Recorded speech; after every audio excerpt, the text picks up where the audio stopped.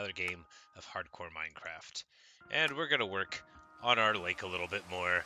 The rain falls inside of Minecraft, which is excellent. Very, very nice.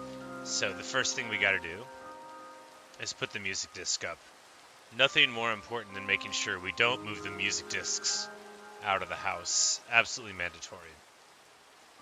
We're going to take some of this dirt with us, not because we need it, but because we don't need it to be here. We do have a couple of sponges here. We're going to leave them there. That's a good spot for them. Pick up a couple arrows. We're going to need to manage this inventory. If you know me very well, you know that's a bit of a joke. But that's alright. A seed for Garuda. And it's time to get to work. That lake is not going to expand itself, as everybody says. That's just the way people talk about lakes. Alright, nothing is like crying out to be mended immediately. We'll need to make more rockets this next night. So the lake expansion will give way to, you know, callous disregard for creepers before too long. Let's throw the coral in here. And, you know, the inevitable piles of flesh that the zombies donate to the cause, such as it is. Do we have wood in here? Yes. Good.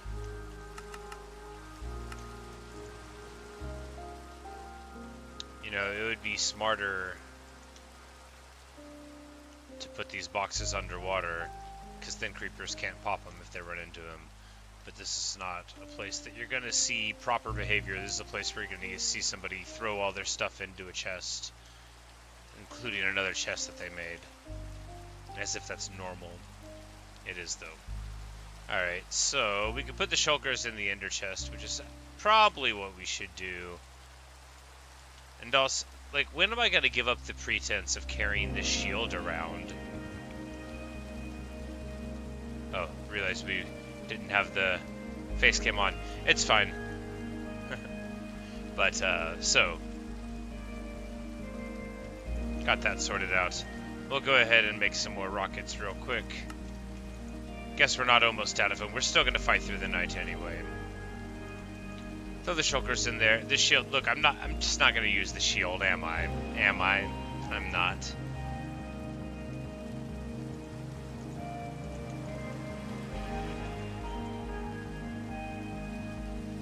I mean, we have to have a bundle. Yeah, this is about as low as the inventory can go down.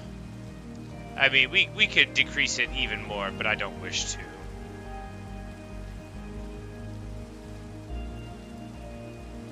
But it'll be fine.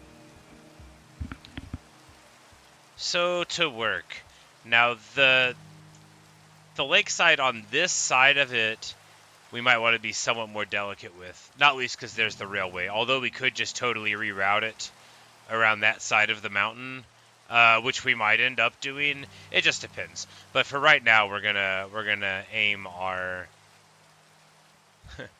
our focus, such as it is, towards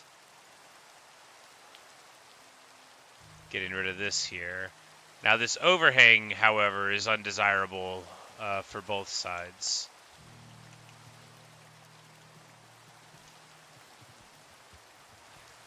You know, it's much too high above the lake. And while we could do like some waterfalls going into it, I mean, like I've made a lot of waterfalls. You know, this is a lake. Oh, we can see if there's any. Hello, Eddie K.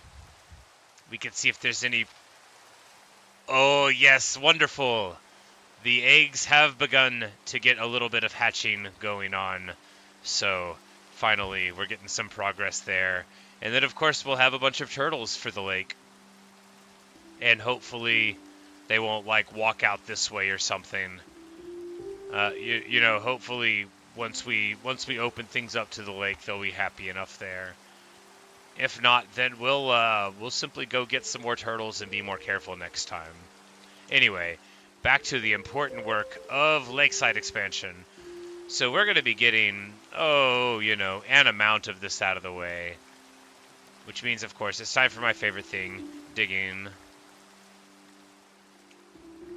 Look, there's a lot of fantasy races that I love, but whenever a bunch of dwarves get together and sing about how much they like digging holes in the ground, I think these are truly my people.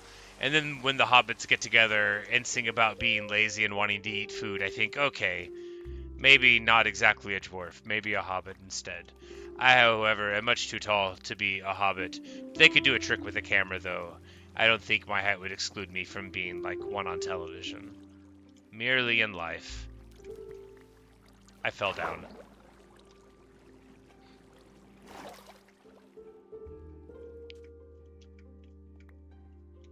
It's, sometimes whenever people talk about, the fantasy race they'll play in D&D or whatever, like, oh yes, I am the heroic and powerful orcish barbarian, and I'm like, I want to be a person who is lazy and good-natured, who tells stories to avoid having to work hard. I'm like, can I get like a giant dog and ride around on it? They're like, no, you can't have a giant dog. I'm like, can I be a very small person who has a regular sized, very big dog? And they were forced to accept that a regular dog with armor on it would be possible. Anyway, it didn't matter. We didn't play very much in that campaign. But that's who I wanted to be. I know you can't ride dogs. I know it's bad for them. It's been explained to me since I was a kid. I just think, like, wouldn't it be cool if it weren't?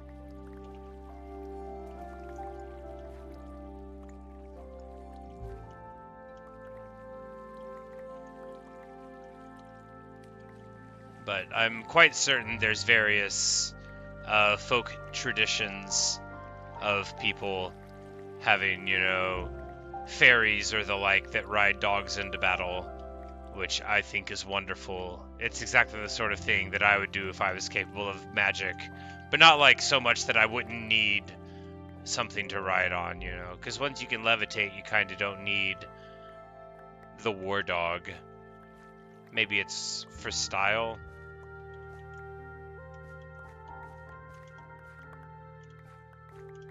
Anyway, I'm reasonably sure that like the Welsh corgi is supposed to be associated with some sort of folk fairy thing where they're ridden into battle, or at the very least they're important mythological figures, which makes sense because they look very silly but are very charming in personality, and that's exactly the kind of thing that people would tell a compelling story about.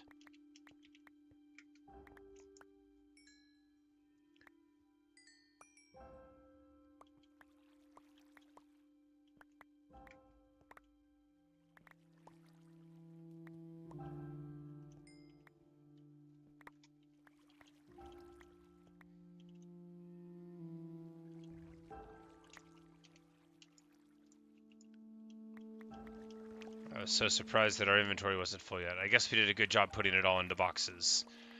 But eventually the little boxes on the hillside will become full of random stuff, and we will have to get more again. But it's fine. Before too long.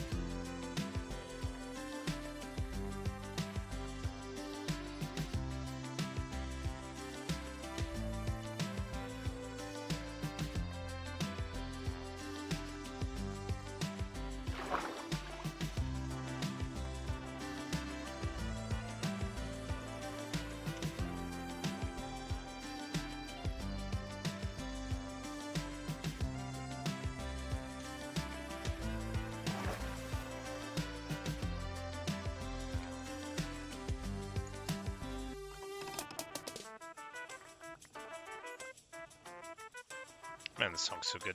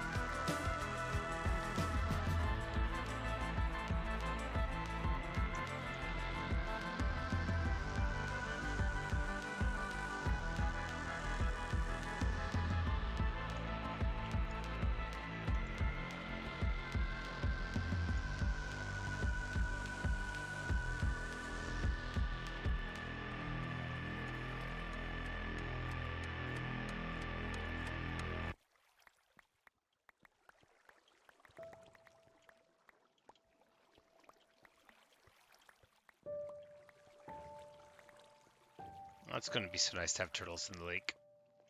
It'll be like a real place. I mean, ish.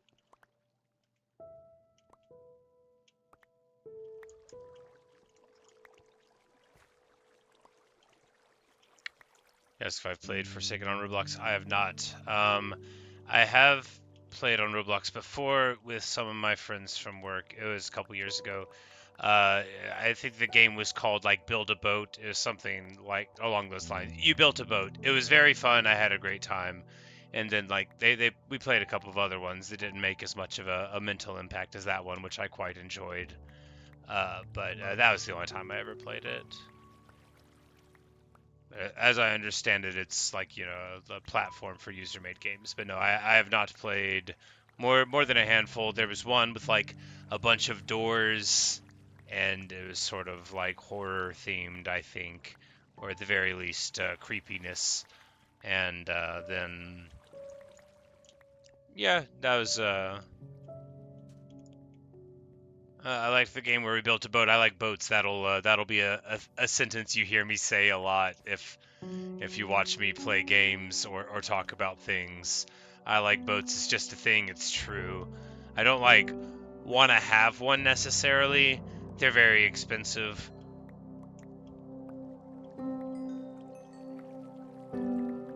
And I could not afford one.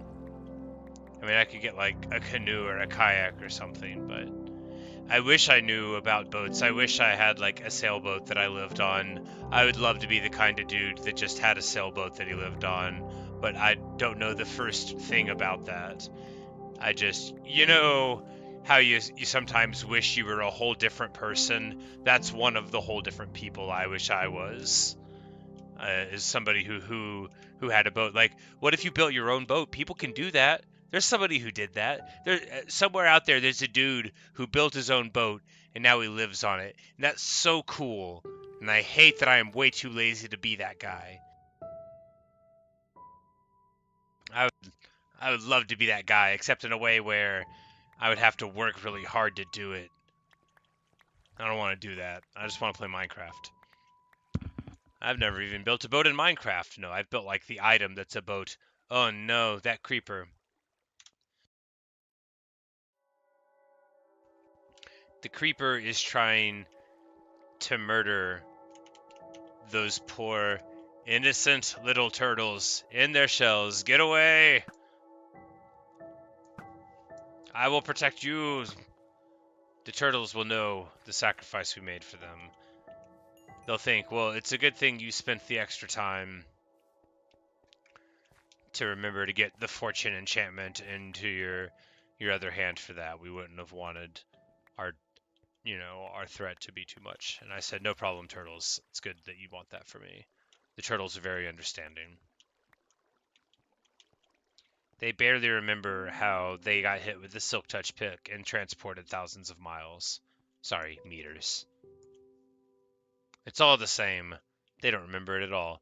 In fact, by the time they're big old turtles swimming around in this totally not artificial lake, I'm sure they won't have any bitterness at all about what did or didn't happen.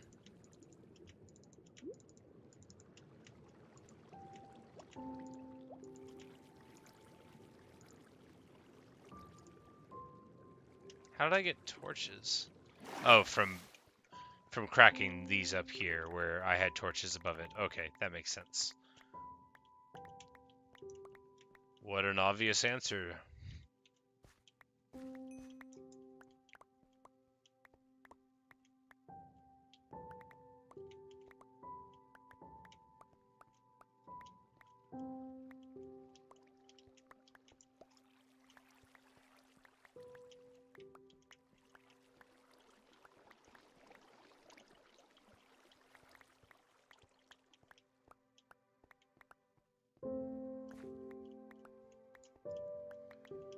Sometimes I think I make a big mistake in Minecraft whenever I go places to hit things with a sword. You know, maybe I should just make more lakes and rivers. You know, this is pretty good. But it can be fun to fly around and set, you know, pillager towers on fire. At least I think it's fun. Oh, right. I was like, even with the pickaxe, of course, because I got fortune on it also. So, you know, I need to make a non-fortune shovel for some gravel, for some aesthetic gravel. Although I guess we can just leave the gravel there because it's at a decent level-ish. Yeah.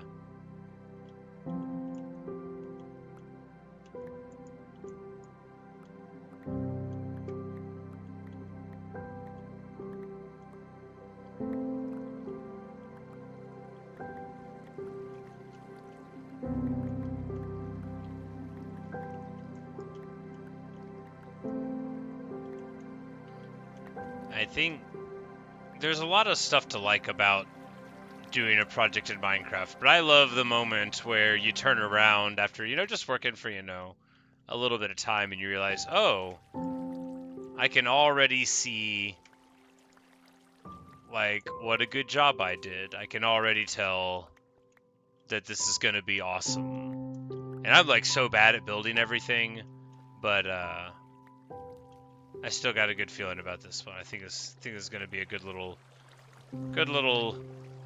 addition to it.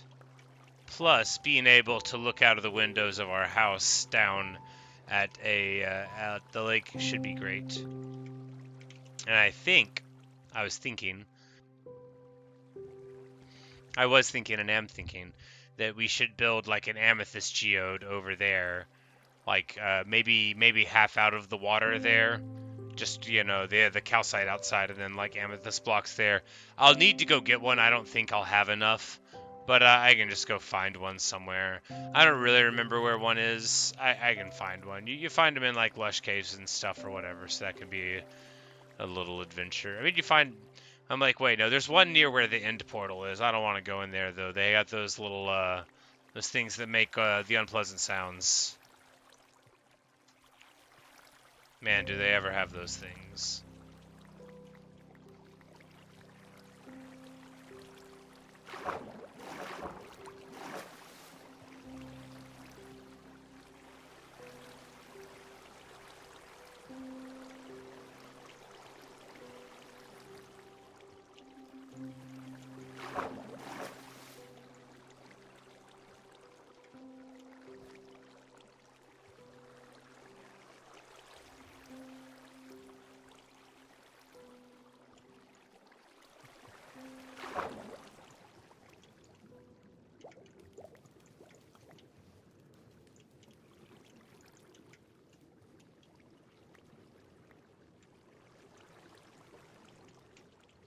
Alright, we just gotta be pretty sure that we've got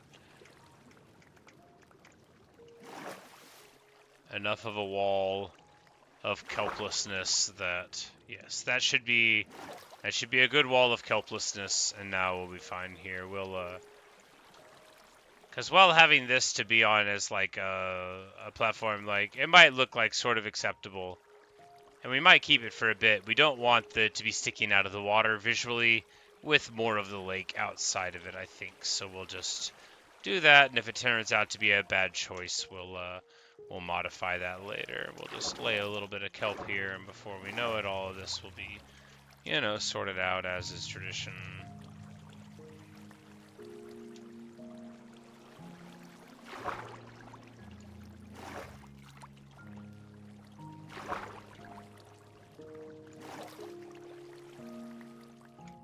So we don't have to have this part in so deep compared to the rest of it. And in fact, it could be advantageous, especially if the turtles, you know, wanna set up shop here or something.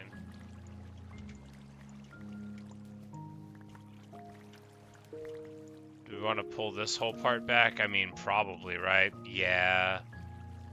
Let's upgrade that probably to a certainly.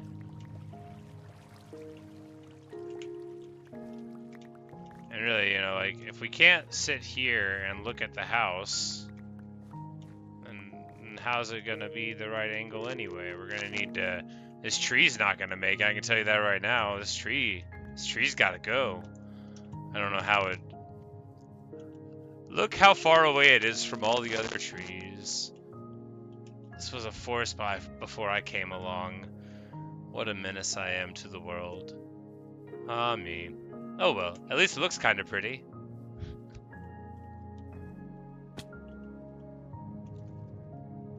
But it's been to me no moral assigned to what I do in Minecraft. Or if I believe it.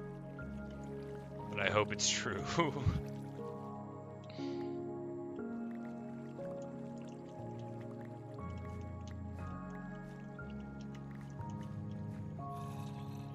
I jumped in real life. I was so surprised to see this zombie.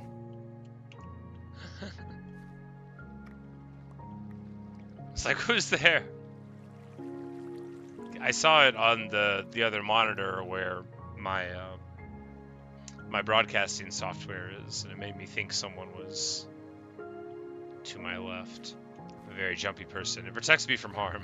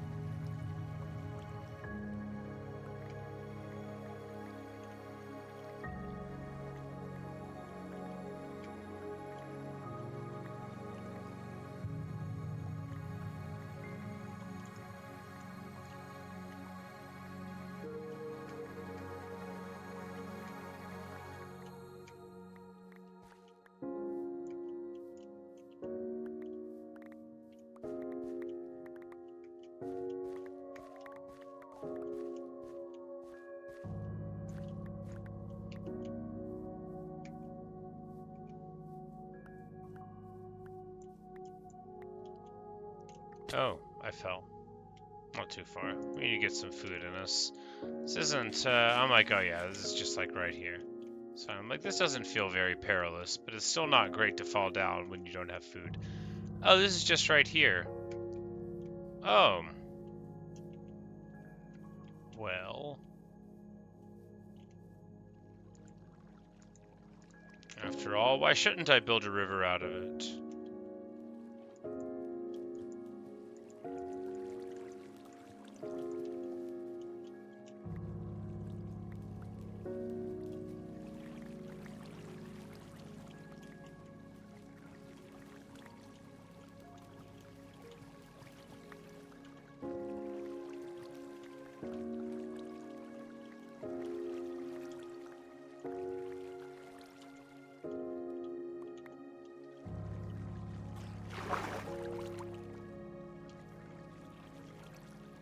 What's going on there? Oh, an Enderman is whooping around. We've been here before, and we just popped our torches. Oh well, you know.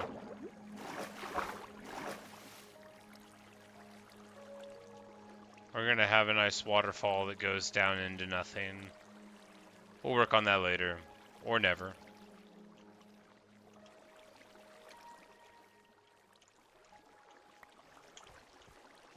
But the important thing is if I fall down again, I won't get my feet hurt. We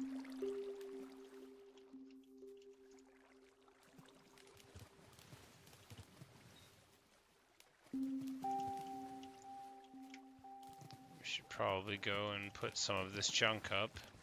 By junk, I mean these very valuable blocks. Alright, what's the shovel condition? Not good.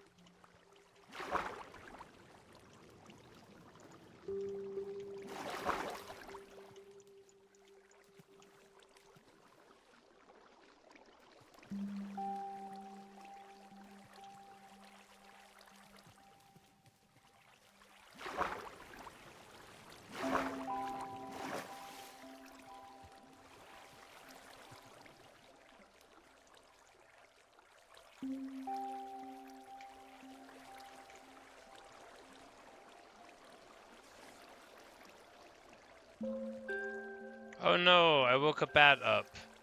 I'm sorry, bat. The spider's hissing at me because I'm so rude. Bats are nice. So what I'm gonna do is ruin the place that they were sleeping and turn it into a luxury resort.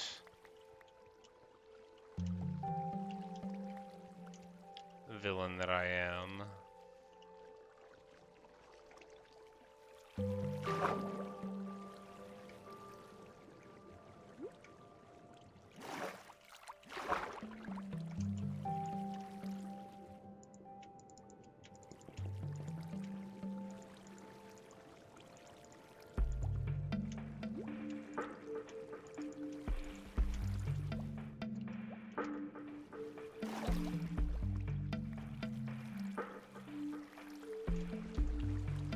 Hello, Sijiming.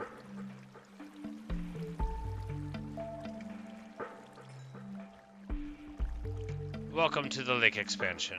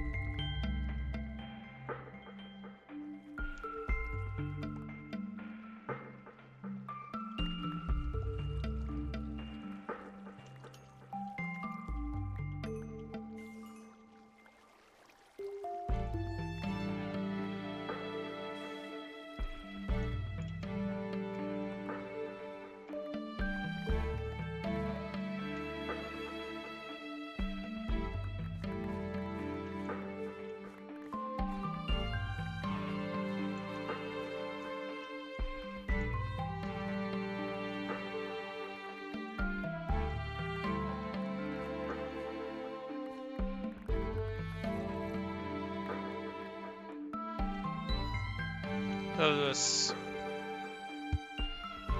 How are you? We're just having a good old time, not noticing when our inventory is too full. I mean, principally, but also expanding the lake, principally by getting rid of the countryside around it. But you know, if you want to make a lake that you can see from your house, you're gonna want to trim down the hills.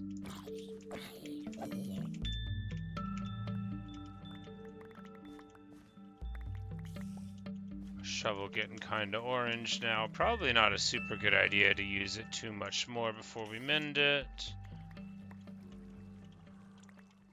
Which means I'll do it anyway. I don't want to patronize you, but do I look like a guy who knows when to stop? I'm not. Oh my god. I actually killed a creeper with a melee weapon and got the gunpowder. That's like a 1 in a million.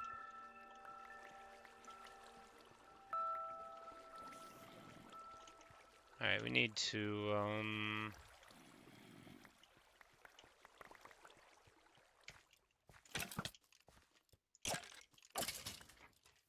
dispatch that fool.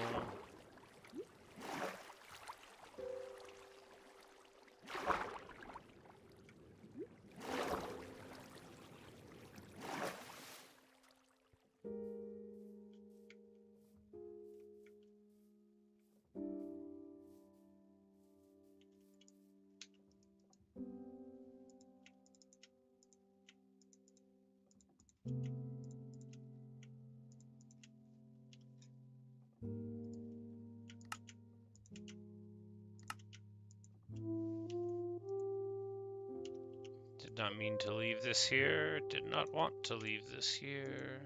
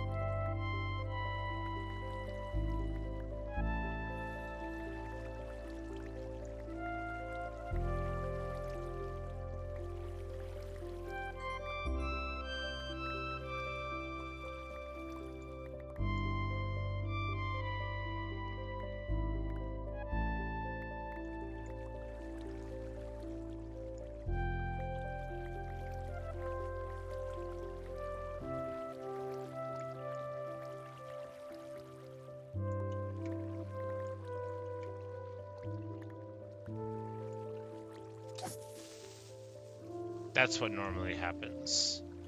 Normally, I hit them and they explode, and I don't get anything cool at the end, like gunpowder, which I didn't care about for ages, but then after I finally killed the Ender Dragon, and now I can fly, but only under a specific set of circumstances that involve access to gunpowder, now I find myself wishing that I was better at it. No, not really. I just use a bow whenever I need gunpowder, and I never think about it. I'm sure I could learn. I'm sure there's a not entirely complex set of principles beyond my current understanding, but not beyond the limits of my understanding, that would tell me how to do it right. I've never endeavored to learn. It can't be that hard.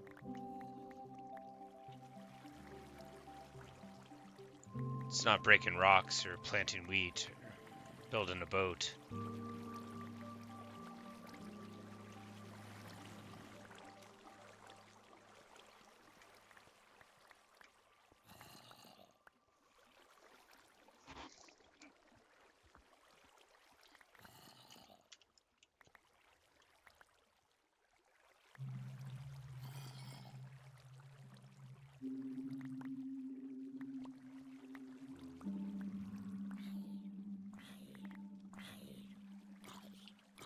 Zombie hurts. Everybody hurts, zombie. You're not special. Here, let me hurt too. Now are you happy? Are you happy now that we both hurt? Joke's on you, zombie. I hurt before you came around. And I'll be hurting long after you're gone. Of course, this right now is shortly after the zombie is gone. Not to rub it in. The zombie did die, twice already. But, Simpsons meme. I should watch The Simpsons. You're probably surprised to hear this. Well, maybe not.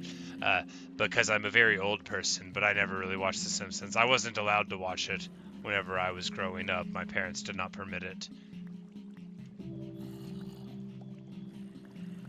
There's a lot of other stuff I wasn't allowed to watch too, but The Simpsons were one of those things. But unlike a lot of the stuff that I wasn't allowed to do, I didn't grow up and think, alright, now I'm gonna watch The Simpsons. Although I've seen like 1,000 clips of it and thought it was funny. I just don't watch very much television anymore. I did growing up, like lots and lots. Back in the bad old days when you had to watch something when it was on or you didn't get to see it, it was a miserable experience. I'm not gonna old man about it or anything. It really takes me back.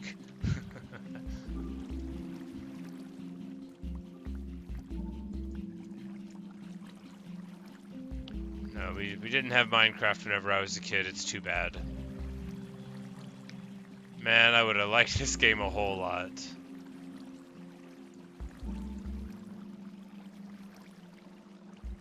You say, you ever thought about building a farm? Are you dragging the comment on too long? No, I don't think so. I have farms. They're just not what other people mean when they say farms. I've got some pigs and chickens. No, I don't have chickens here. I've got I've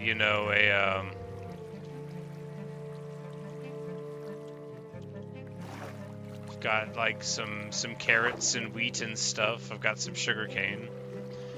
People all the time try to get me to build like the iron farm, they call it, or how to expose yourself as a sociopath in one easy step.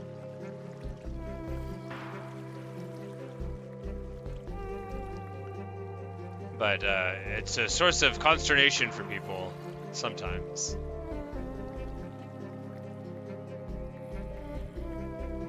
But I don't know, the idea of setting something up and then just like not even having to do anything is fine when like it's for chicken. But no, I had like a semi-automated chicken farm. You could put eggs in at the top, and then at the bottom, like you would get eggs, and also feathers and chicken meat when they died to cram damage. Or you could go down and hit them with the sword and get the experience orbs yourself. But in this world, I never ended up building one, and I just built some pig and cow and sheep pens, and that's what I use whenever I have to mend my tools.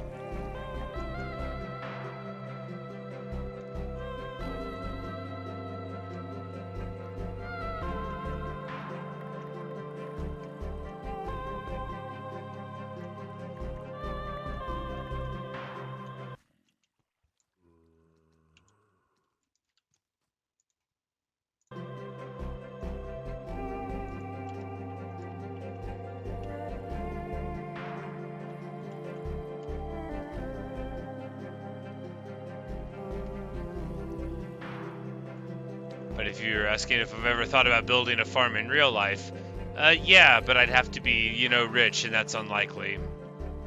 So I'd have to win the lottery but I'm too good at math to play the lottery. And I'm not good at math. I'm just a very small amount good at math. Like, I can do arithmetic. And that is why I'll never win the lottery.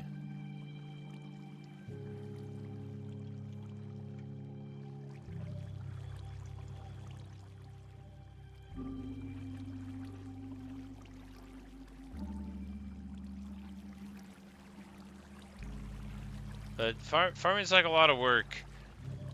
I grew up and like had to milk goats and stuff, and you know, we had chickens and we had a big garden. So like, while I appreciate like the many good things about the farming life, it's a lot of work, and I prefer to sit around in air conditioning and play video games. And I hate the idea of like winning the lottery and then like giving myself a bunch of chores to do. No, no thank you. That's not me. I don't ever want to be that guy.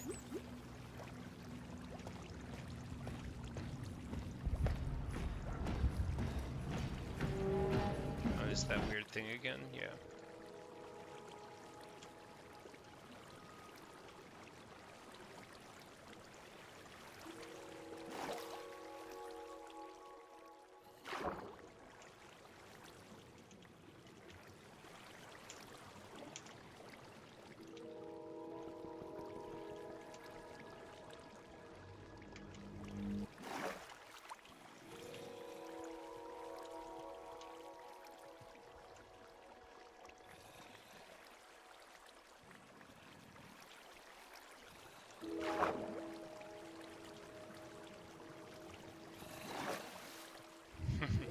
You say you almost won the lottery once. You're only 5 numbers off.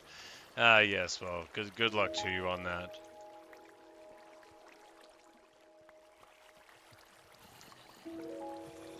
There's a musical called In the Heights, written by Lin-Manuel Miranda, who you may know from doing Hamilton or a whole bunch of like Disney movies. He did the music for like Moana and Encanto and stuff. But the In the Heights was like his first musical, I think. But the story of it is like basically like the short version is somebody in this neighborhood where a character runs like a corner store bodega wins $96,000, and they have a song called 96,000 where all the various characters that, you know, that get selected sing a little bit about what they would do if they win the lottery. And the corner store's love interest in the play, who wants to move out of the neighborhood, when she gets her chance to go, she just like stands up and belts out, "If I win the lottery, you'll never see me again." And in the background, he's like, "Man, we're only joking. Stay broke then."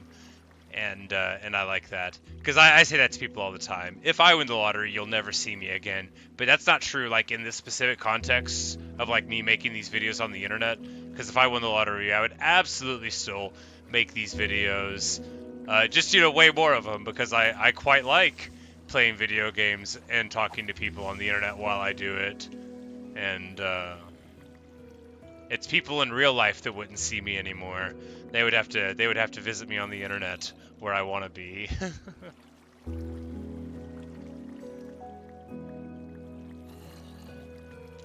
No, there's a wonderful line by a poet and writer that I like very much, although he is a jerk, Charles Bukowski, where he says, you know, "I don't hate people, I just feel better when they aren't around." And when people are like physically around, I'm acutely aware of it, and I often feel like they are judging me for not being very good at being a human. But when they're not like around me, it doesn't affect me in any like measurable way. It's very easy to ignore their presence if they're not there. So if I win the lottery, y'all can keep on seeing me. But I won't win. I don't believe in it.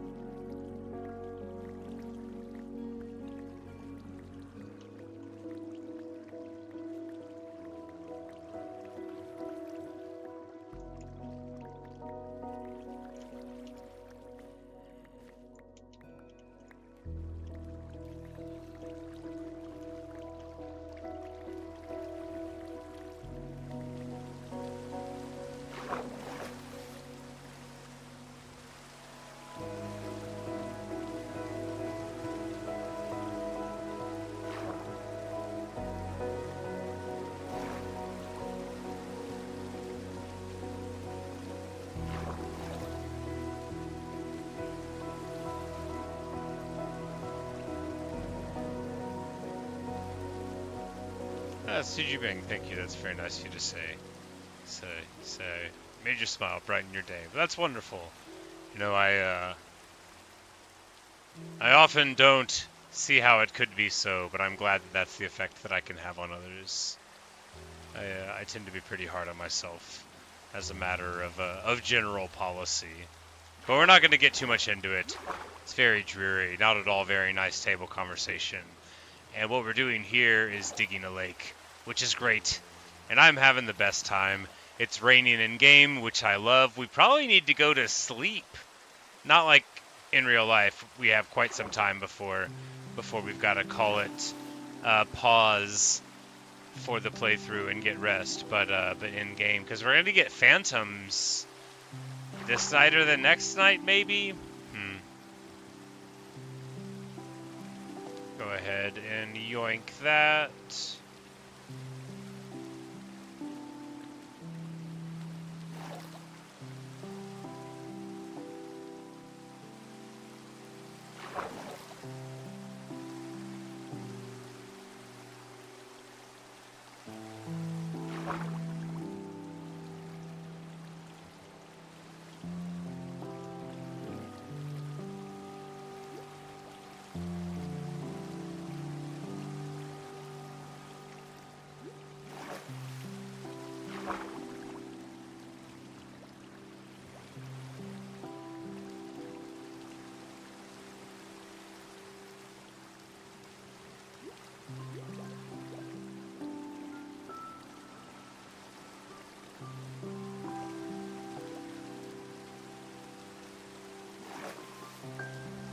Three nights without sleep. Oh no, that's too bad.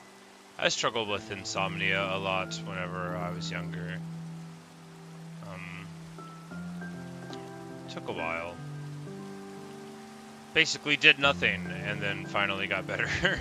No, I had a tremendous amount of trouble getting to sleep. Not very fun. I mean, it'd be great if one didn't have to do anything with one's time that would, require their human body to be in standard operating condition. Unfortunately, I have frequently found that there are at least a few demands on my time.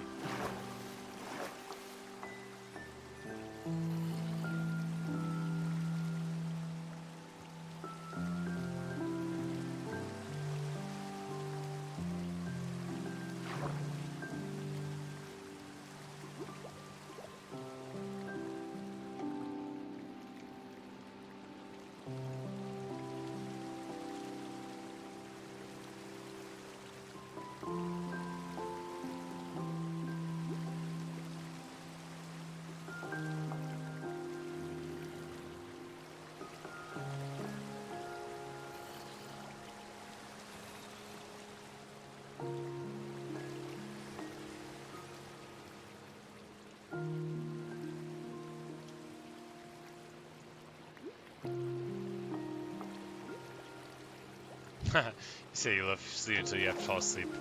Yeah, I totally understand that. No, I have a good method now. I've got a couple different people that I watch on YouTube, and I will put on one of their videos and turn the sound like really far down and turn, the screen off. It'll be like just enough to where I can hear it, but not enough to where I can like really pay attention, and then just sort of eventually drift off. It works great, but only like if I'm already tired. So fortunately, like with the way my schedule is, like I wake up several hours before I have to do anything. I just sometimes I like to lay in bed for an extended period of time, right? Sometimes it's really hard to come to terms with the fact that I have to like go out into the world. I don't like it very much. It makes me nervous being there. Sounds are occasionally incredibly loud and too close to me.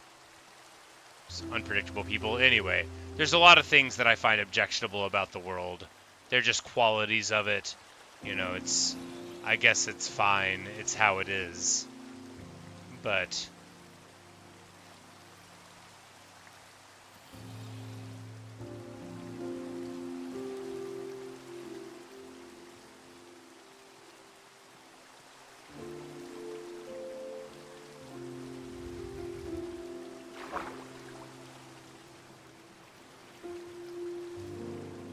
the world's not so bad. Whenever I'm out in it, for example, I can just daydream about coming home to Minecraft, where I can make my lake slightly larger, and it works.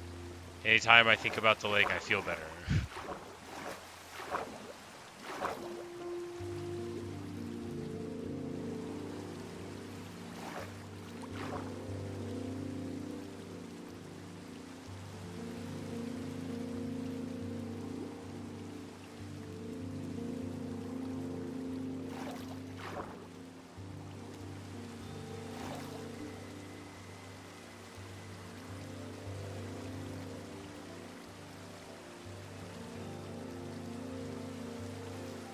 Do I need sound asleep? Yeah, absolutely. Very much. I would often sleep like whenever I was a kid with the radio on, pretty low. Usually not a radio. Usually like, like a tape or a CD, because I'm old, because the radio could have unpredictable like sound levels and that kind of stuff. Because I have like a pretty big family. I have lots of brothers and sisters, so there's often like a baby or young child in the house that was being loud or whatever, and and just too like when there's a whole bunch of people in a house, they get up in the middle of the night, or like there's a lot of distracting sounds that can get in the way of you trying to drift off. But like I didn't have my own room or anything, but I had to have the sound on pretty low, but it always helped me. And now I always have it. I prefer to have a ceiling fan too, even if it's like cold and like the heater's on. A ceiling fan will help a little bit of air circulation. I think it's just what you're used to, right? 'Cause like there's always a ceiling fan on whenever I was growing up. We have fallen down and we can't get up. No, we'll be able to get up in no time. I am under attack. It's fine. They're really mad about this lake expansion. They'll get over it. There's a reason we didn't consult them. We figured they wouldn't sign off on the permits.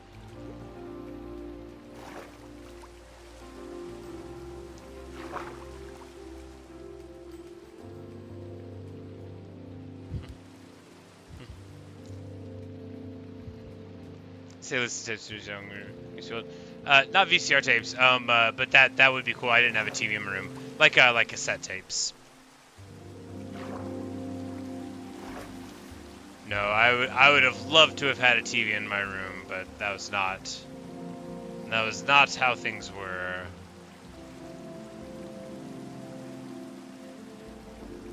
And then later, like when I got a Game Boy and rechargeable batteries, I would constantly be like trying to hide with like a flashlight under my covers so that I could play Pokemon whenever I was supposed to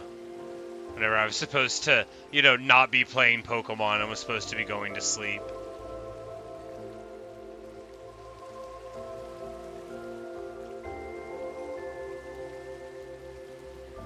So you have like an extra sheet over the top, and then you got your blanket, and then you got your sheet, and then you've got your flashlight, because I just had a regular Game Boy. It was before Game Boy Color. They existed shortly afterward, but I didn't have one yet. I just had a regular Game Boy, and the screen wasn't backlit or anything, although there might have been a separate attachment. I didn't have one. So I had a flashlight to look at me playing Pokemon, and I just had to, make sure I didn't react too much to, like, the Pokeball not catching an Abra for the 500th time or whatever.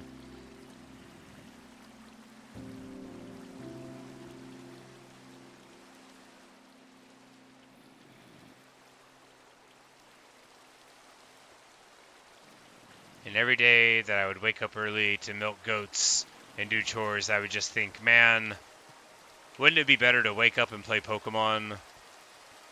Wake up and do something I want. But a couple years ago, whenever I was playing World of Warcraft Classic again, I would do that. I would wake up at like 4:30 a.m. and farm stuff because, you know, like in WoW, you know, it's a persistent world. There might be different layers to it, but in general, you know, like there'd be people awake at times that you would expect them to be on your server or whatever. So I would wake up at weird hours and do stuff at times when I thought people wouldn't be around, you know, to have more advantageous stuff in that way. Harder to do that with an N64? Yeah, for sure. Yeah, I would often try to wake up in the middle of the night and play stuff, but you know, like the CRT TVs are so loud when they turn on. They have that zoom sort of like buzz, right? It's super hard to get away with.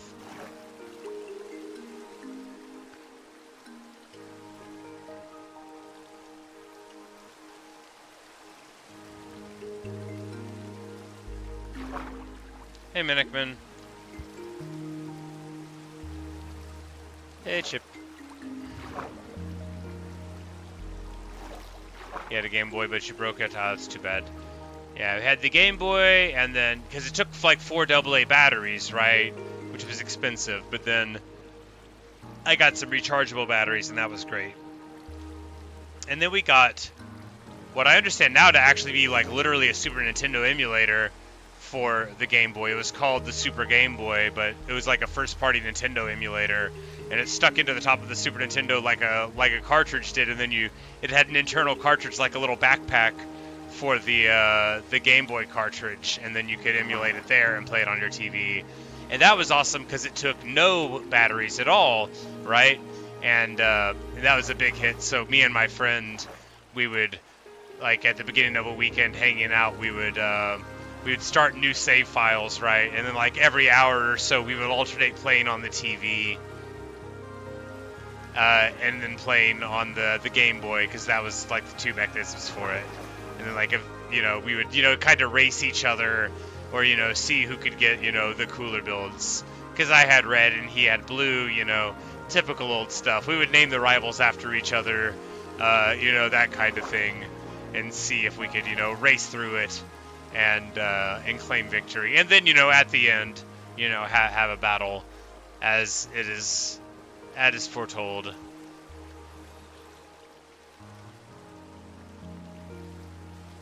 I didn't have a link cable, only like 2 of my friends did. But that was enough.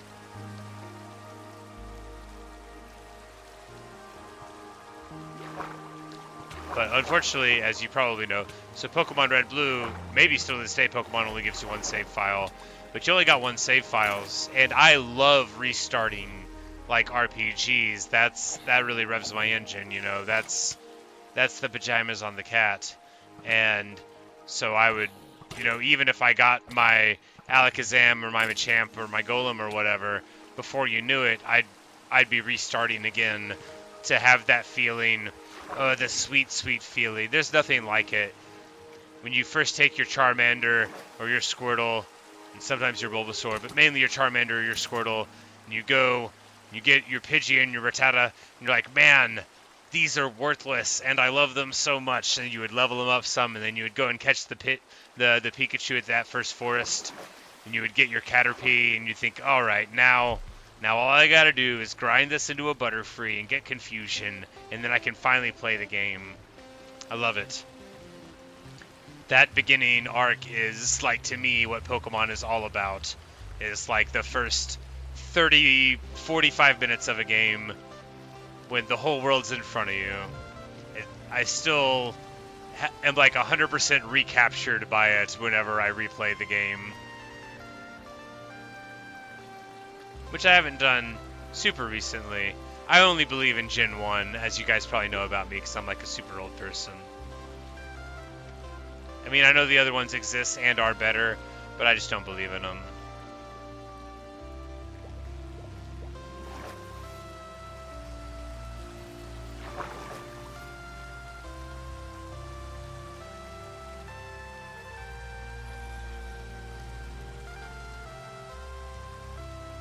You have plushies of the starting 3. Oh, that's awesome. The bitterness. The bitterness. I had like a floor mat in my bathroom of the starting 3 and Pikachu on it, and we had these plumbers come, and they just like trampled all over it with their dirty boots and just like totally ruined it. Not like oh, they got it kind of dirty. It was like, it was shot. They had like put stuff down on it. It looked like there was like metal shavings all over it and stuff. They were just like tossing stuff at it. And anyway, so I had to like throw it out. I couldn't clean it up, and I'm bitter. I never bought another one. That one was a gift, and I don't know where it came from. And then I looked like for 3 seconds on the internet and got overwhelmed by all the nonsense on Amazon and was like, you know, fine, I'm just not going to buy anything. I hate it if I can't figure out what I'm supposed to buy. And of course I don't like watch advertisements, so they can't even convince me of what I'm supposed to buy. I just have to be able to tell quickly, but that's not really the modern internet, is it? They want to convince you of what to buy, and I just want to figure out what it is by looking.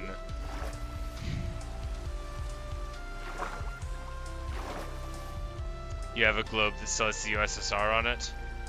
Very interesting. I remember those from being a small child.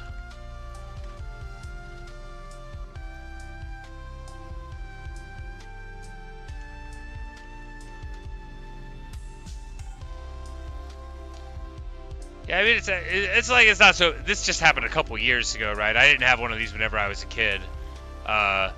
Like, I could find out where one is and buy another one. I just was too lazy to get it, you know.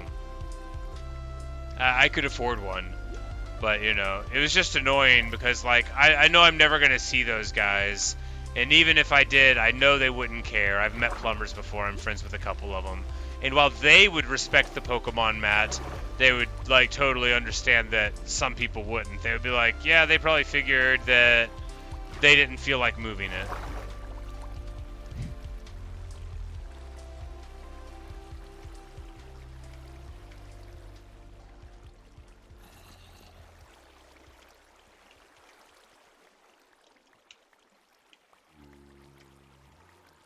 Alright, we really gotta mend up. We're gonna go do that now before I forget.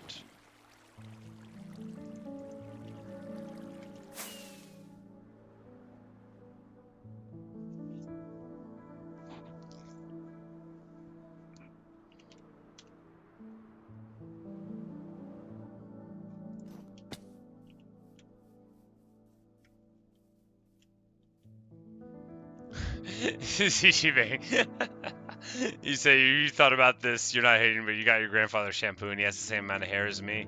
Well, compliment your grandfather on his mustache. No, even when I had slightly more hair, I did not by preference use shampoo, which would always annoy people. They're like, what do you mean? I'm like, I just use bar soap. They're like, what do you mean? I'm like, look, I don't buy in to your nonsense. I don't think I need shampoo. I don't think I need to use a fabric softener or a dryer sheet. You know, like, you people are being lied to. They just want to sell you stuff and it doesn't matter if it works. Shampoo, conditioner, I'm just going to use soap. And it worked. And all my hair fell out.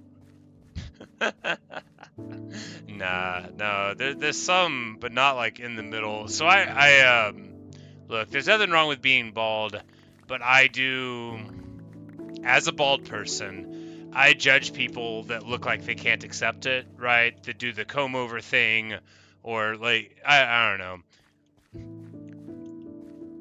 Like the song says, maybe there's something to being the one who you are, you know, like, I think a person can really hurt themselves by pretending to be something they're not.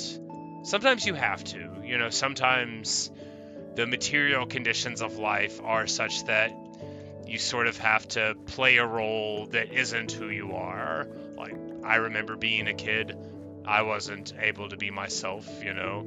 There were a large number restrictive aspects to my life that I've resented deeply then and that I resent now, the memories of. But the point I'm making is I always knew I was going to be bald.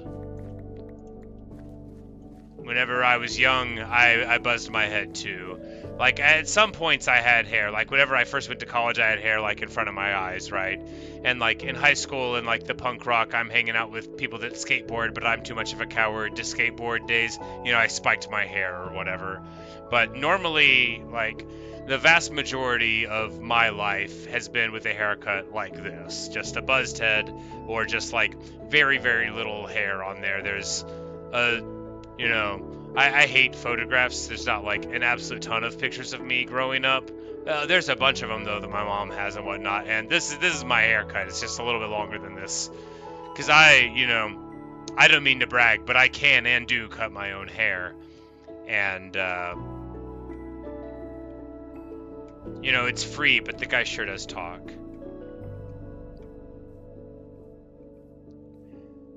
But I think, if somebody got me shampoo, I would think that was very funny. Because some people get, funny gifts that are useless because it's funny, right? It's called a gag gift, right? You're doing it for the gag. You're giving them the gift for the bit. And I think when you give a bald guy shampoo, that's what they assume it is. What? Oh, phantoms. I was like, I'm being shrieked at.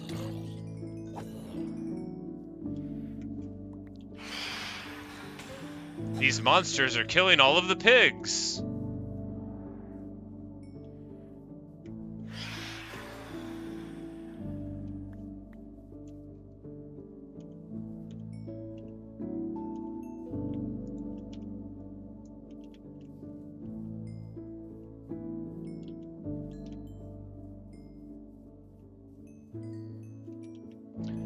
Why is there purple sheep in the den with blue sheep? Oh, that's always been purple and blue sheep. Why? Oh, I couldn't tell you, man. I couldn't tell you. I wanted purple sheep because I was thinking of doing a sumo ring, which I've been planning to do in some world for ages, and I haven't done the slightest beginning of starting on. Sumo, the Zambuton, the cushions, they're purple, and that the people sit on in the crowd. And although people have the idea of the Japanese as being a very rule-abiding people, and they are for the most part, in sumo, you're not supposed to throw them. It's against the rules to do it. You're not supposed to as a spectator, but when a yokozuna, the top-ranked people, is beaten by someone in like a big upset, like when a really low-ranked guy in the hot top division beats the yokozuna, then everybody loses their minds. It's also the final matches of the day, so they won't need the cushion to sit on, but they throw their purple cushions down at the ring. And so you'll see them in the middle of the ring, because they have to bow to each other and accept the prize money and stuff at the end. And they're just getting rained on by these purple cushions, these Zambuton flying in, because people in the crowd are just chunking it. I mean, like, dozens and dozens of them just raining in, and that's the purple rain. It's good stuff. And again, they're not supposed to do it, but it's like, it's one of those things that they do it anyway. During the worldwide pandemic, they were like, no, seriously, don't throw them. We mean it now. And everybody stopped throwing them for a couple tournaments. But then they were right back to it. But anyway, that's why we have purple sheep. And the blue ones, I don't know. I must have had blue dye. They wouldn't have been blue and purple in the first place, probably. I probably would have dyed a couple of boring ones. It was a long time ago.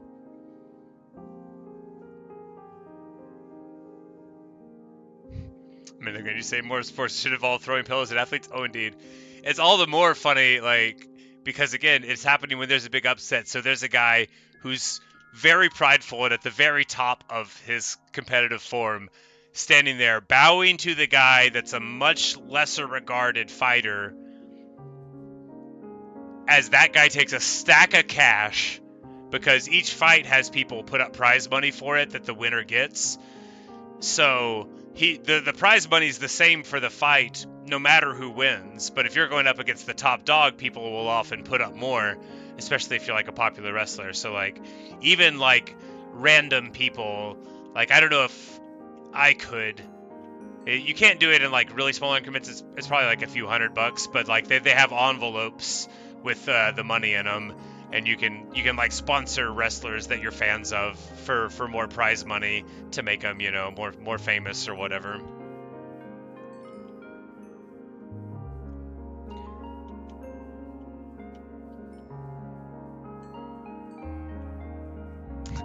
Imagine Cristiano Ronaldo being rained up by purple fellows. Everyone in this whole like 60,000 strong excuse me, a football stadium, just throwing it down on them.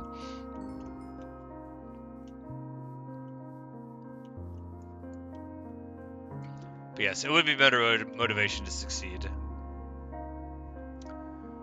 The recent sumo tournament ended a week ago now, but it's still fresh in memory. It was a wonderful one. It was good stuff. My favorite guy didn't do great, but he made it to the very top of the front page of Reddit, which is, I think, the first time any sumo content ever has, because he had this magnificent throw.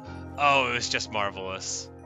And it inspired a bunch of people worldwide to click on the video and look at it, so that's pretty cool.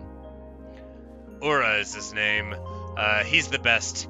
He has a Mawashi, that's the name for the belt, that's like cherry blossom pink. He's the only guy with a pink belt that I know about. But he's just wonderful. I don't know Japanese, but in the sumo world of like just like viewing it on the internet and stuff, and like listening to English commentary, there's a very large amount of Japanese words that are just thrown in there. So I very frequently will just say the Japanese one because it's, you know, how I think about it. Like at the very start, when they clash together, that's called the Tai Chi Ai, and I don't actually know what it literally means. It's probably like face each other or something, but it's just what you call it. And I guess that's sort of how you learn a language, is you apply the concepts to something that you're interested in. But although I am interested in Japanese as a language, like abstractly, I don't. I'm super lazy, right? I'm just the laziest person. I can't be bothered to actually learn something, not if it takes rigorous effort. I know you might be thinking, what about all the stories you've told about all the times you've learned things? Well, those don't count.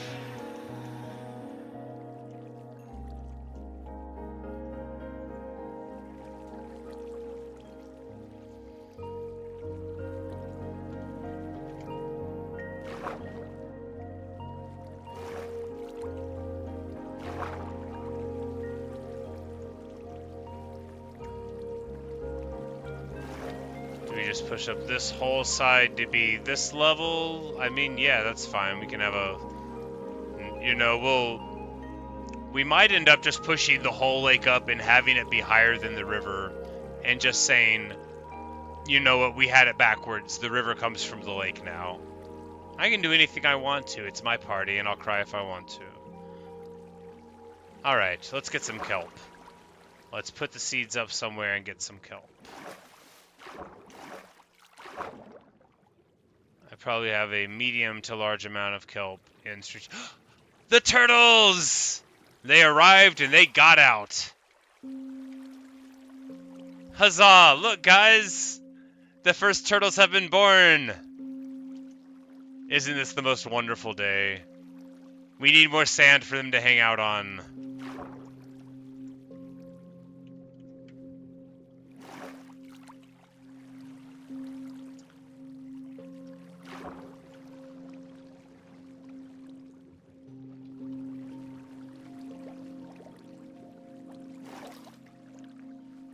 Might just be one turtle right now, but we've got turtles. How'd they get out? Did we leave a hole in the bottom? I thought I had sealed it. Shows what I know.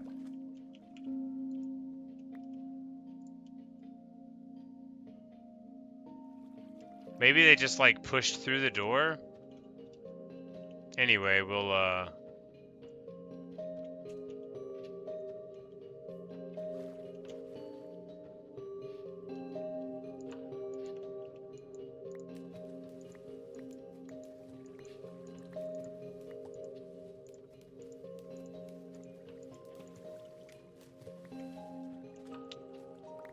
Yes, fine fellow. You are free to move about the country.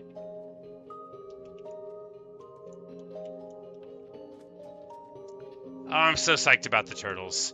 Spared no expense. Hey, Mark. The turtles were born, some of them.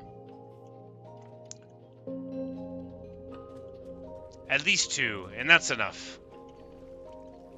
And they're gonna swim around in the lake. Oh, it's gonna be so great. Oh yeah, here's 2 more. Oh, wonderful, wonderful stuff. Truly ideal. And we got turtle scoots, which are no doubt important for use in many, I don't know, things. They could swim against current really well, right? They won't get trapped like that. Yeah, they can just go up it.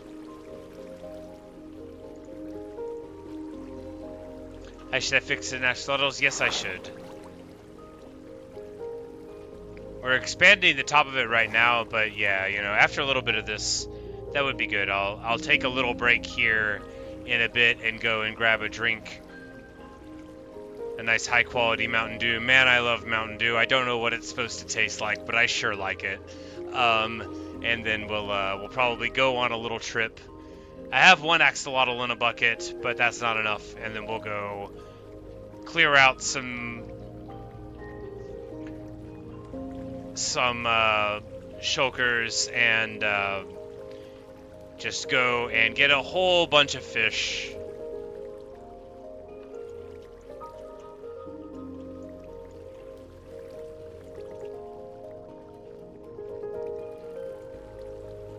The scoots, you can craft a helmet with them. Oh?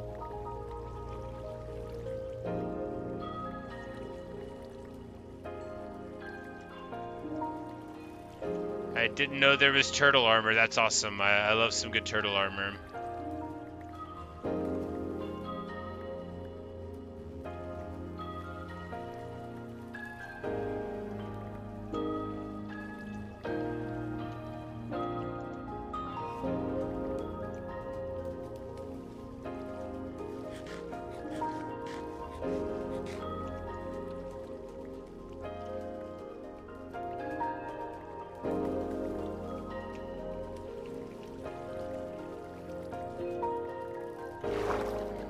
Oh, this is so much better with the turtles here. I'm so pleased that they were born. These aren't like the first turtles that I've relocated from an area, but the other egg never hatched over by the artificial Badlands. I think there's something about proximity where you gotta be like kinda close for it, which of course that was part of the reason for me always being around here. I was like, look, if I gotta be kinda close, I'll just put the turtles down whenever we're working on everything, and then before long the turtles will emerge from their eggs victorious, ready to do battle in my name against all of the evil, drowned, and, you know, skeletons and whatever else are around. Anyway, they're very loyal turtles.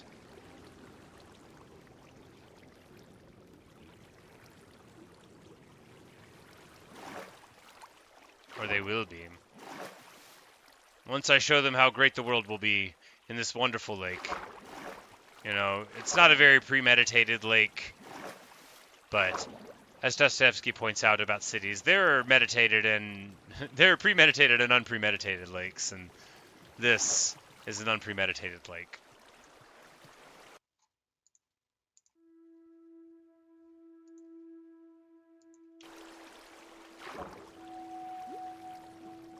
I think the best part of making a lake is that you get the water sound effect. Very good stuff indeed.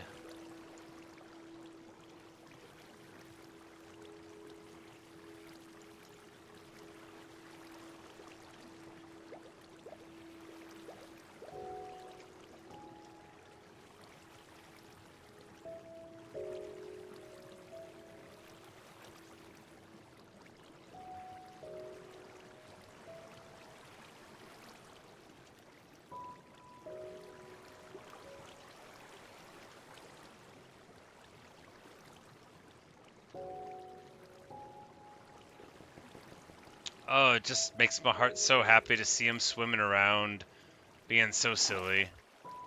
Just turtling it up, being so turtly that they can get into a turtle club.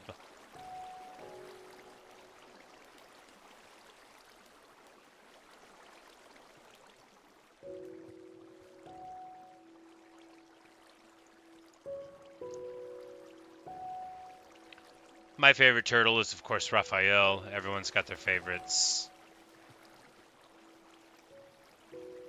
I've always wanted to be described like Raphael is cool but rude.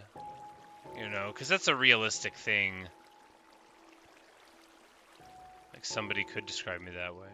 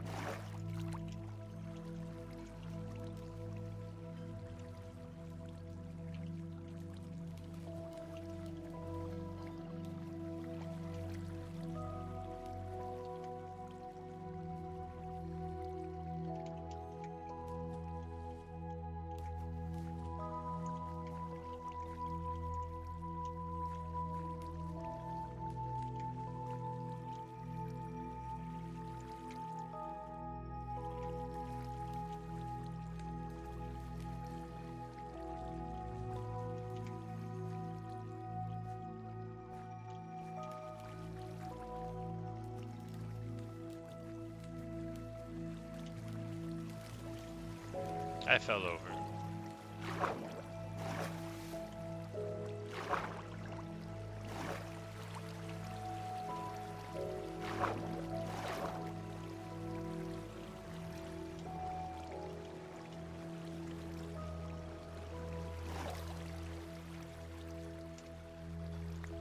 Alright, what we do now is throw the kelp down? Throw the kelp down. Smart.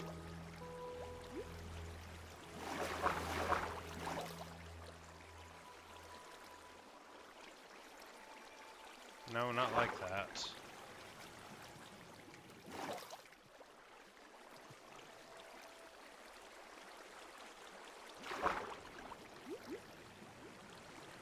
There we go.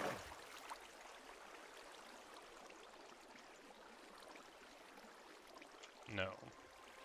No.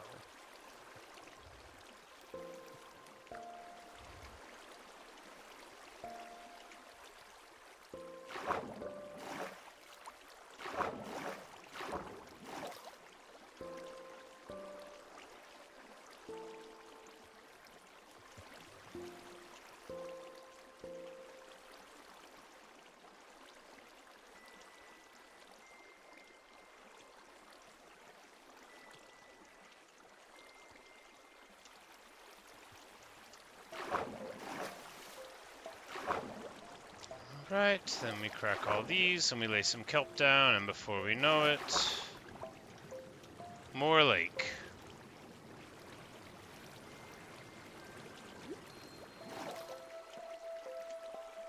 Like there's some problem with this. Oh yes, the kelp. No space for the stuff we need.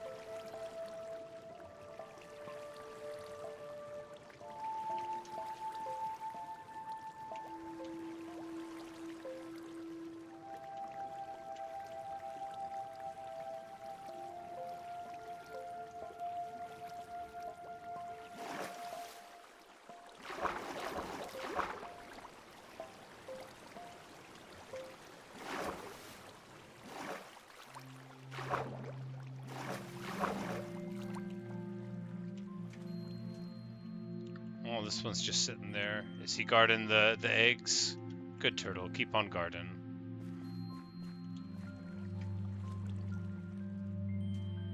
This one looks like it's really desperately trying to get on the sandbar. Alright, we're under attack, that's right. You know, if we go underwater, they probably can't find us here, right? Oh, that's wrong. I remember now. They do swim just as fast underwater. I think I tried to hide from them in this way before.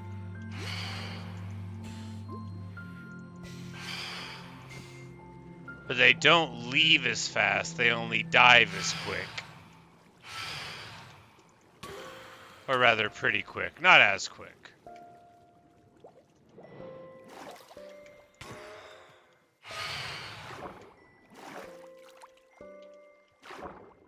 Anyway, we're just gonna lay down, and if they don't dive bomb us, we'll be fine.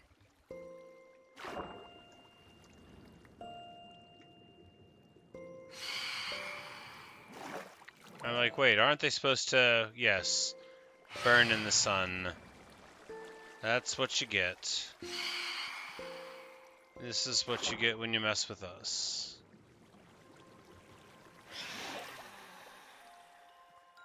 Alright, so we got a bunch of kelp somewhere, but importantly, we don't need this kelp here, so we will relocate it. The good thing about kelp is you get immeasurably more of it than you break, because every single segment of kelp is itself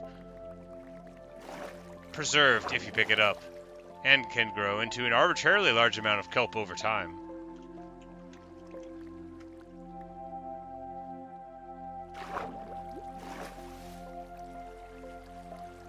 Alright, let's lake this up.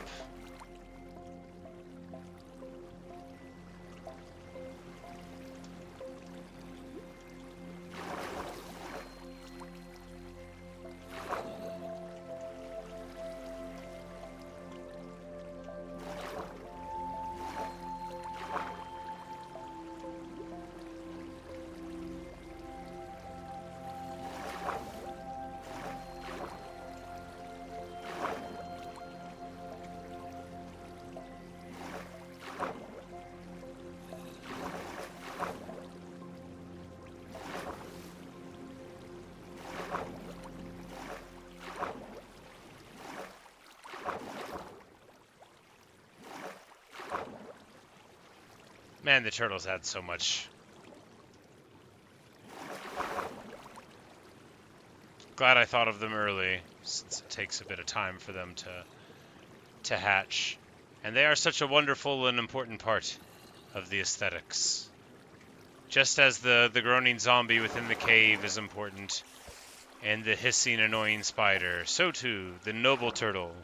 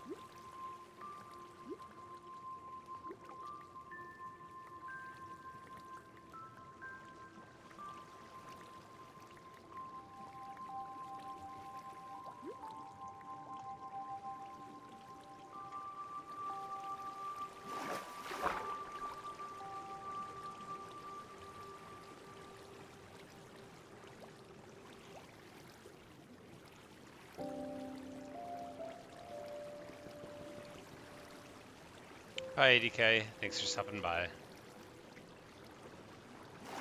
Hope you enjoyed our peaceful little hardcore Minecraft world, where there are never any consequences for bad behavior, and it's alright to just destroy a bunch of land if you think the lake will look pretty afterward. But, you know, unironically. It's been explained to me that there's no moral weight to destroying the world in Minecraft.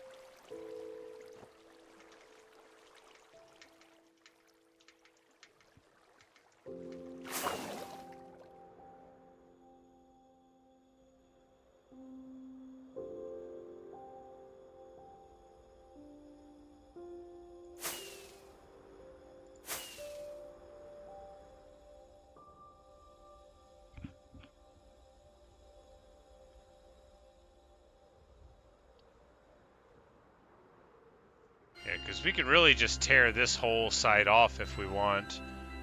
Even more than we already have, but it looks like that's just going to be, you know, the direction we go with it. And why not, after all?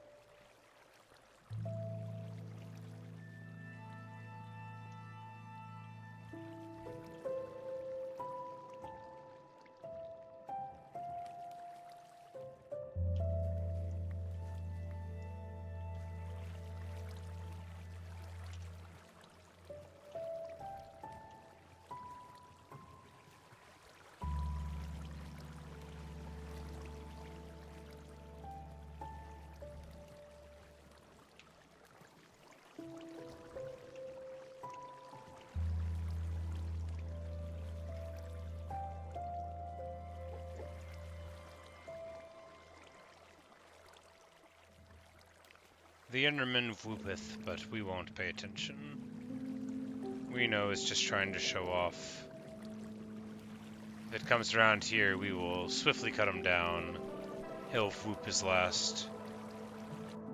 How many Endermen have we dispatched?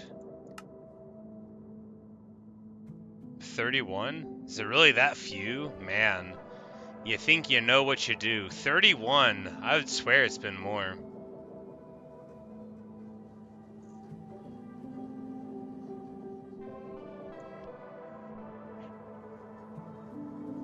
A 1,080 zombies. One wither.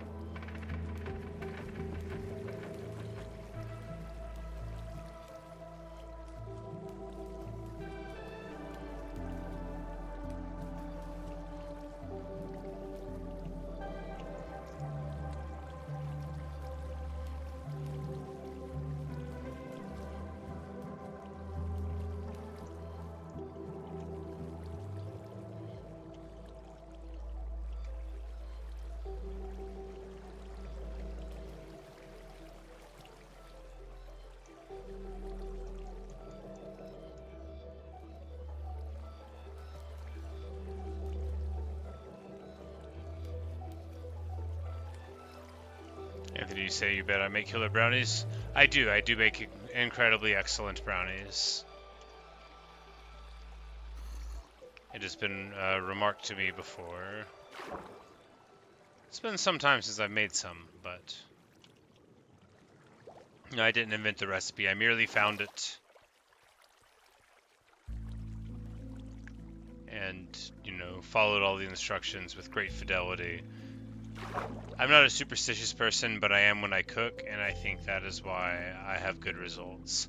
Plenty of people do stuff like say, oh, I didn't really measure it, and then they wonder why they don't achieve perfection, right?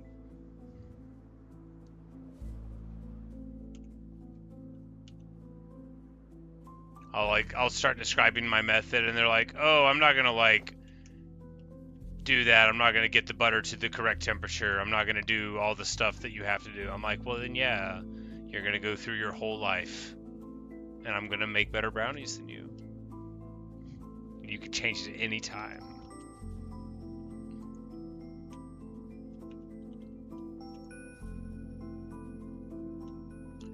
These turtle scoots are weird, so we'll put them in this chest with the weird stuff.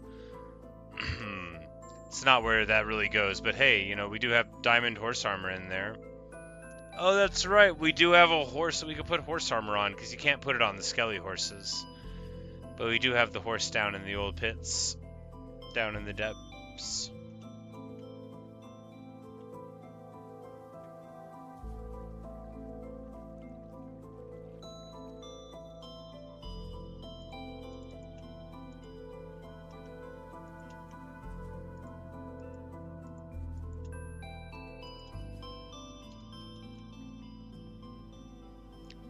Your favorite thing to make in culinary is cherry turnovers. That do sound good.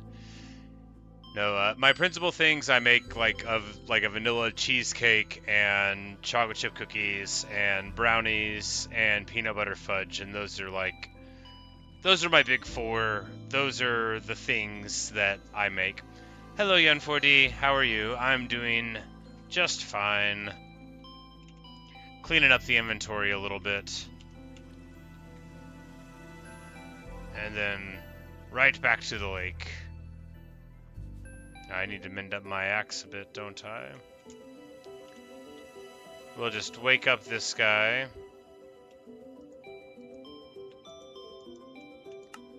And have him engage in a little bit of commerce. I know that's what all businessmen want, is to be woken up in the middle of the night with raw pork chops.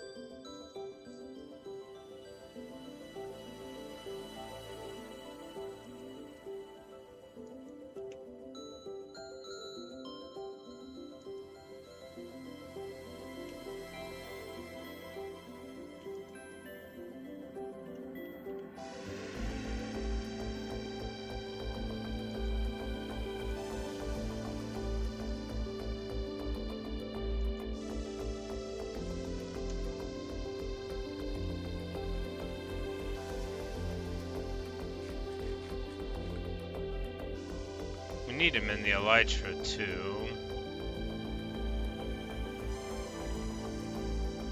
You say that you wish I was in your family. I'm so chill. You need an extra kick in the family. I'm not actually that chill of a person, but I do try, you know.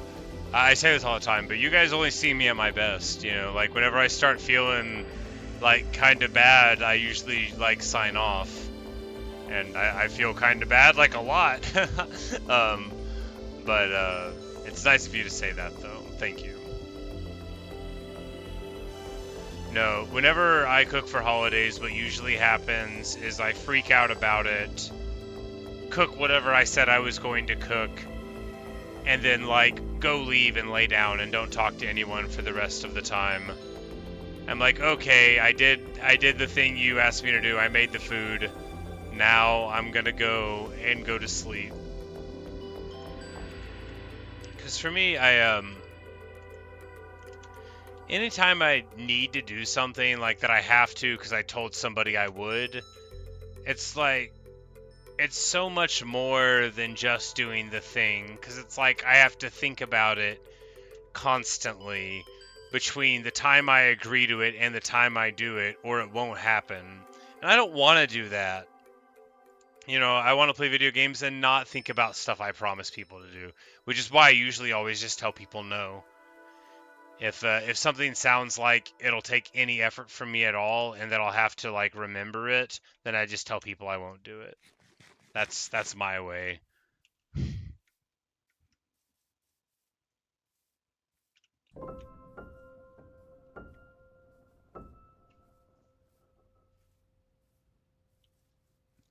This creeper is trying to mess with my field. Unthinkable. I missed. Inconceivable.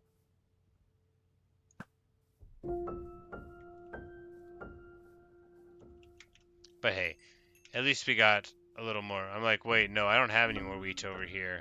We were over here too recently. We've got to have some extra wheat somewhere. In bales or whatnot. I mean, I did replant all of this as carrots. I guess we could get rid of that. I mean, why would we even have that many carrots? It's ridiculous.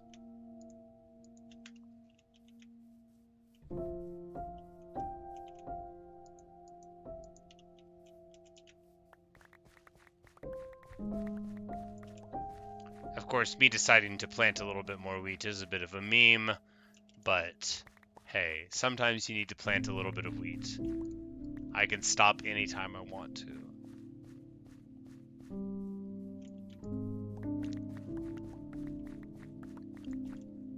If you guys have never seen my peaceful Minecraft wheat world, maybe check it out. I love it.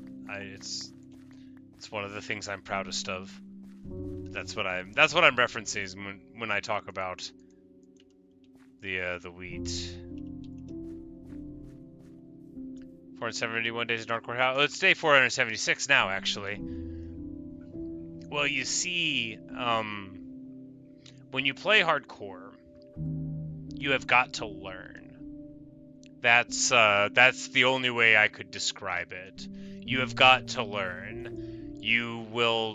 You'll just not make it until you learn how to shape up and play this game. Now, I started playing Minecraft, less than a year ago. Probably, I think it was like June 15th, right around in there, so about a year ago. I think I started playing October and like September, hardcore in like September, October, something like that. And let me tell you, like the videos of all of that are online still. This is before I did streams, they'd be actual like videos, but yeah, I would frequently die on the first day or the second or the third, but after a bit, you pick up some stuff, you learn how things operate a little better, and before long you're living longer and longer. Because the thing about hard on Minecraft is that it's only hard if you're not dressed. When you have Prot 16 diamond armor, you are fine. Like, let's just go pick a fight so I can show you. Sun's about to go down, but we should be able to get, or come up. But there should be something right over here, right? No? Really? Nobody? Crazy.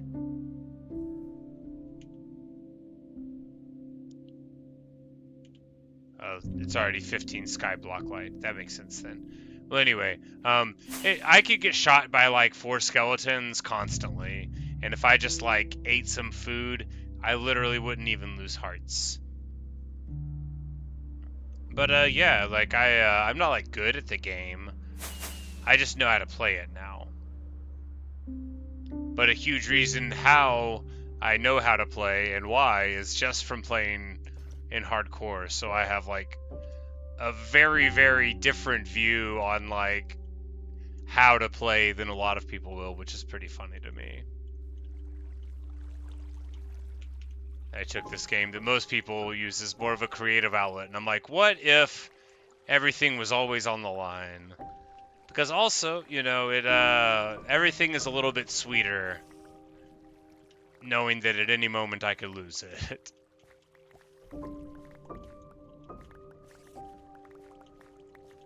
But this is the furthest I've lived in hardcore. We've killed the Ender Dragon here. This is the only world I've killed the Ender Dragon in. We've killed the Wither. This is the only world I've killed the Wither or fought the Wither in. I fought the Ender Dragon once before.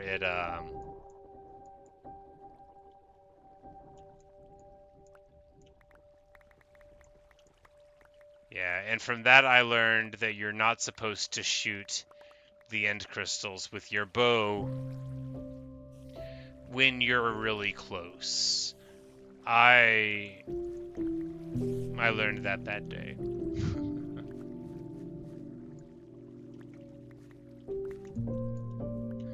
But yeah, often you can only remember, you only realize what you've learned when you've left. Because I've gone from like a relatively timid Minecraft player to one who's just like gutsy, right? Because too, like when you're starting a new Minecraft hardcore world, even if it looks really cool, you know, you could still die at any moment. So like get to it, get your priorities straight, start achieving them. But this world, I knew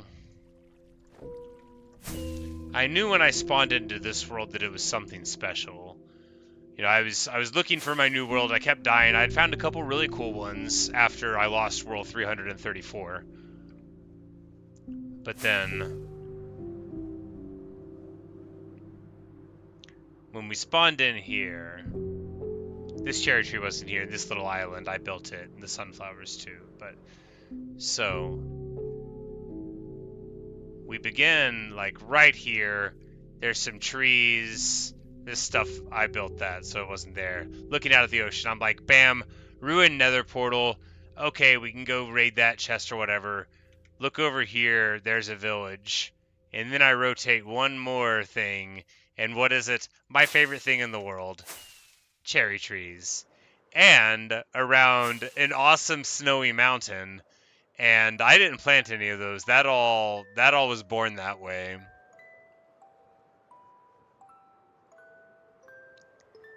And this is the world. Now these trees I planted. But not like all of those. And not all of those either. And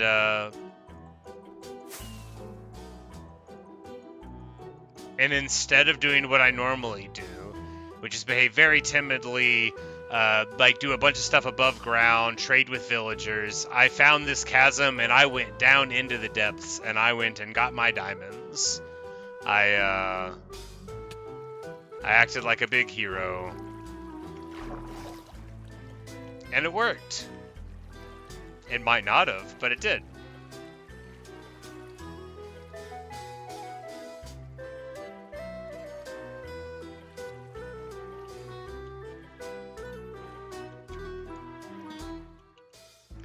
But I quite fondly remember some of my past hardcore worlds.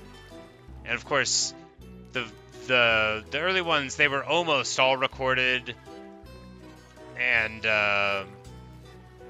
very rarely I would like not have a video for a bit. But then I decided that was a bad idea. Because I died in a very funny, dumb way while I was just like planting some crops one day. And I was like, you know, I definitely got to always be recording hardcore. I don't want to die off camera, you know. Yeah, a very welcoming spawn indeed. 2 villages to go to, a ruined nether portal that you could immediately see. There were shipwrecks to go to, you know. I love an ocean. On hardcore, an ocean's the thing that I need most because that's how to defend yourself overnight, right?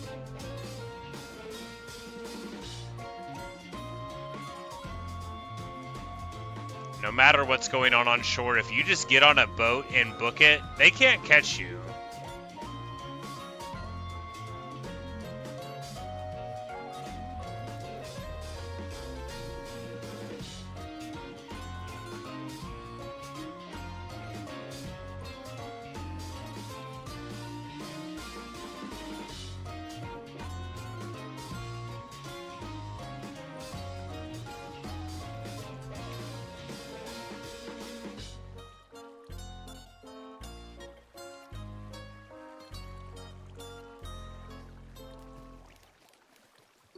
And that layer was almost certainly one that I put there to get rid of the jagged features, but it's been so long since I've been here that I don't really remember.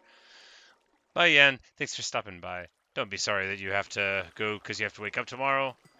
It is good that you are meeting your obligations. I will perhaps see you some other time.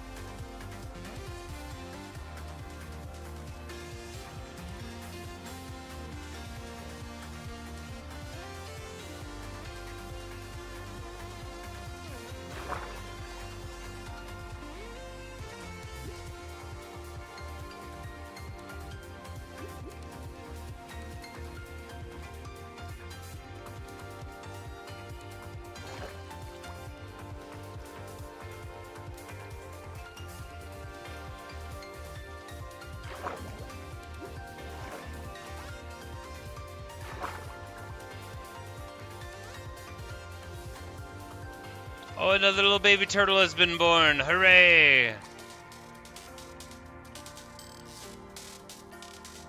Get into the water. Yes, it's time for you to fly.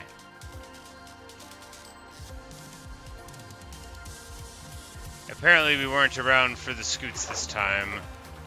I guess you gotta be there when it's born. Either that or they washed out somewhere. Or they happened, but it's been long enough that they disappeared.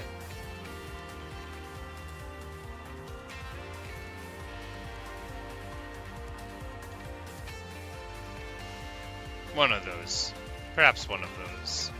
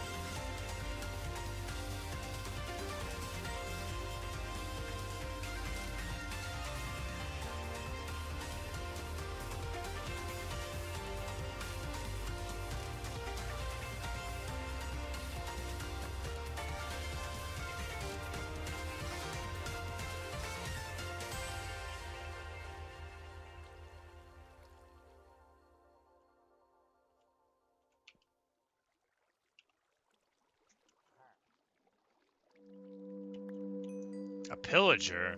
Oh no. The town's in danger!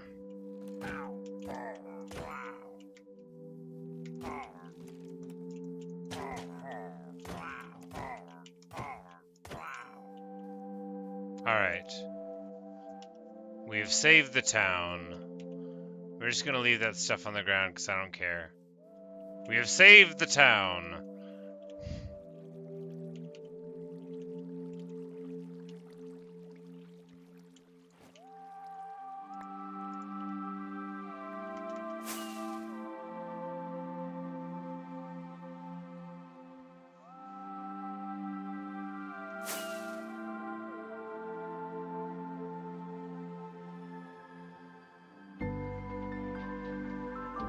Good night, Doug. Good night, baby moosh. Good night, Mooshy Smalls. Oh, baby moosh. Mooshy Smalls, your intelligent black eyes tell us everything we need to know about the world.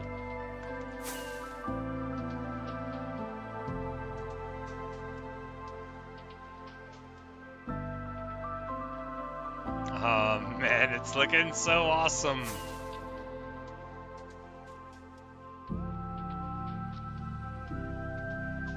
Now, I don't know how much of it'll scan from my house even at this point, which that's probably like a good, you know, third again of the lake made there, but you know, there's a lot of work to do.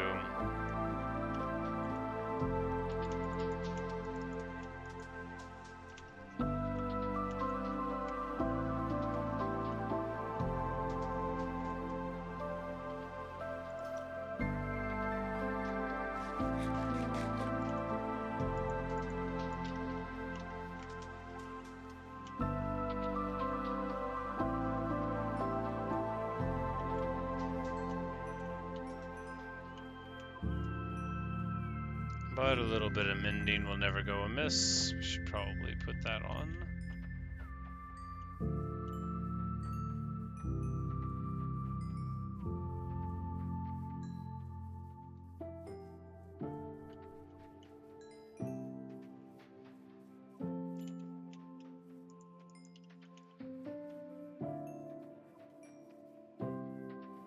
We culled the herds down too far, made it a lot trickier to get the mending done that we needed in an opportune and quick fashion. But of course, we've been doing rather more digging and such than we normally do. So, hey Q, how's it going on the lake? Yeah, we'll go back over it one time.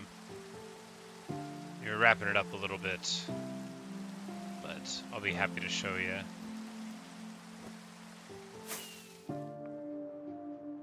So look at it, yeah. It's a lake, isn't it? The turtles hatched.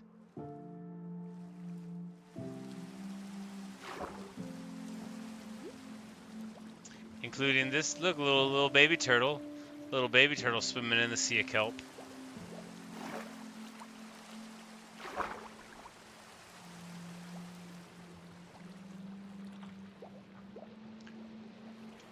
And here's another little baby turtle. We found another one. Yeah, I guess all the eggs hatched, which is very exciting. And then we just cut out that wall there. And then got a bunch more water going on there. And we might do like a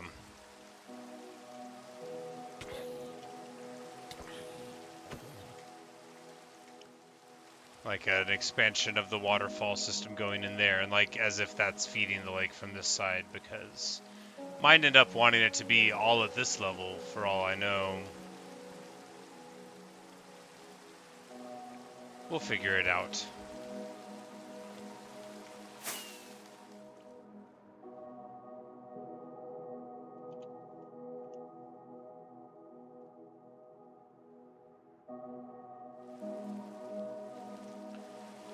But I'm hungry. Thought I was gonna play to midnight, but I'm hungry. Some seeds for Garuda.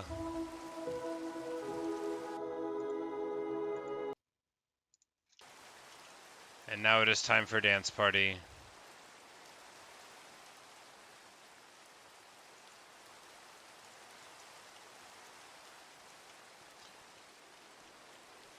Nice little cat. That's a traditional one. Luca will bang his head around.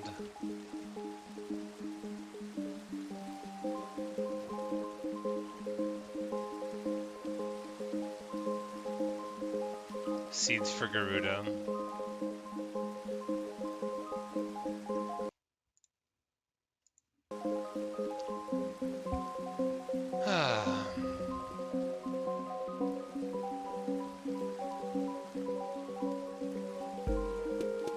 So we can actually see much more of, it looks a lot better.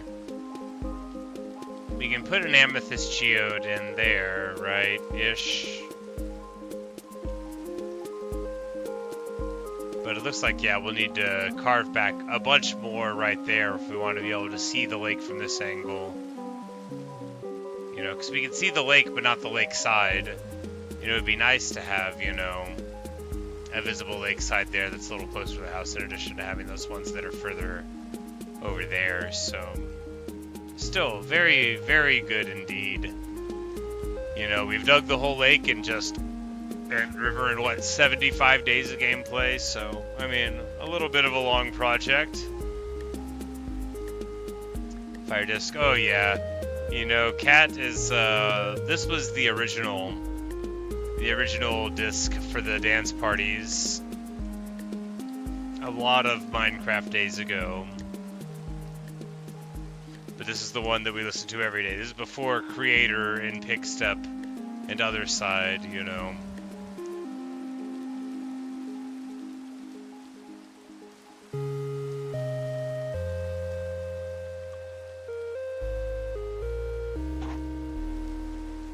It's a nice lake. And it'll get even better.